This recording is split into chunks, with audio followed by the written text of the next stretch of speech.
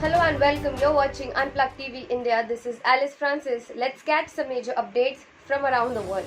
A Mumbai court has granted bail to Maharashtra's Amravati MP Ravi Rana and her MLA husband Ravi Rana, who were arrested in connection with the Hanuman Chalisa case. The couple were detained on April 23 after announcing that they would recite the Hanuman Chalisa outside of CM Uddhav Thackeray's private mansion Matoshri. A judge ordered the couple to be held in judicial detention until May 6 after the debacle of Trinamool Congress in the recently held Goa election, where TMC drew a blank. Kirti Azad, former BJP MP and Indian cricketer, has been appointed as the new in charge of its Goa unit. Azad replaced TMC MP Maha MP, who was charged in the Goa unit. The appointment will come into force with immediate effect and was signed by Abhishek Banerjee, read a party statement.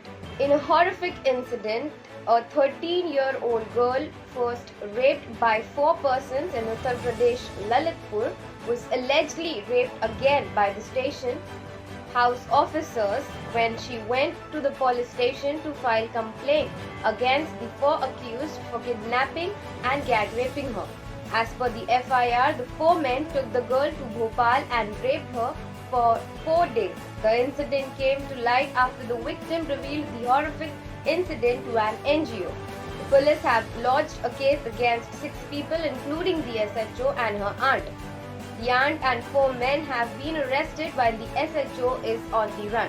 The Reserve Bank of India's Governor Shaktikanta Das on Wednesday announced that the Monetary Policy Committee has unanimously decided to increase the repo rate by 40 bps to 4.40% with immediate effect. Das said that the decision was made after reassessing the inflation growth dynamics and macroeconomic situation. Consequently, the standing deposit facility rate stands adjusted to 4.15%.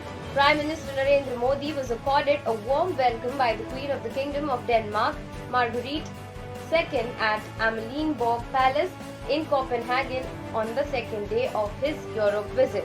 Prime Minister Modi also attended a private dinner hosted by the Queen. He facilitated Her Majesty on the occasion of the Golden Jubilee of her reign, the MEA stated.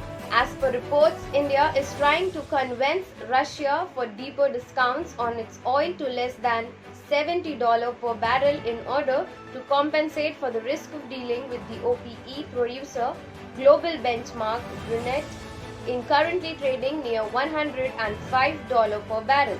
Indian refiners, state and private, have bought over 40 million barrels of discounted Russian crude since Vladimir Putin launched his special military operation against Ukraine on February 24.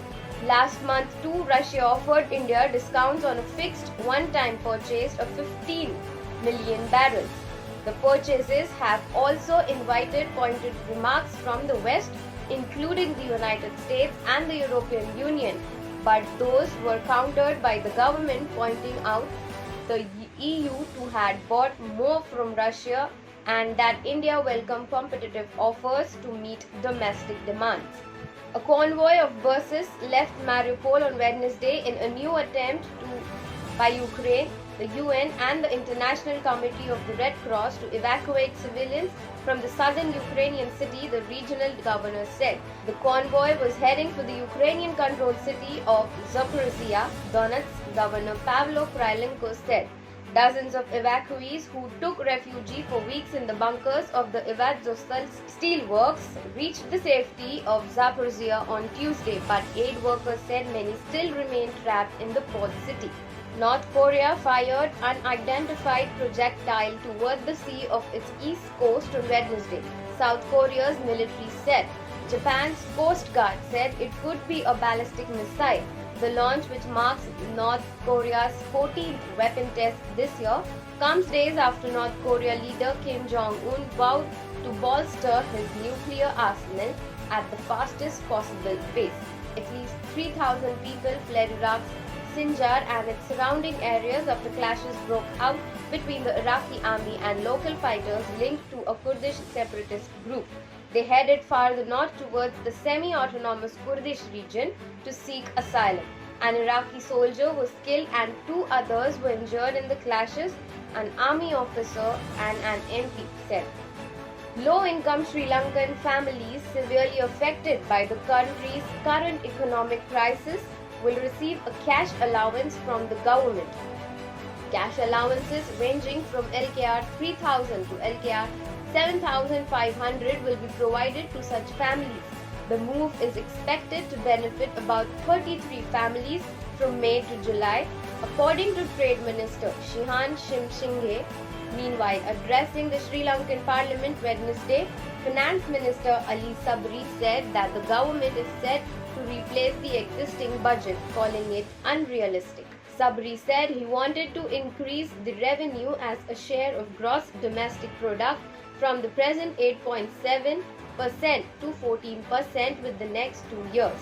He added that they were in talks with the World Bank to extend its support by $300 million to $700 million. The country is witnessing the worst crisis caused in part by a lack of foreign currencies, which has meant that the country cannot afford to pay for imports of staple foods, fuel, leading to acute shortage and very high prices. Thank you for watching Unplugged TV India. Please hit like, subscribe and share. And please hit the like button and also hit the bell icon to get the latest updates. This is Alice Francis signing off.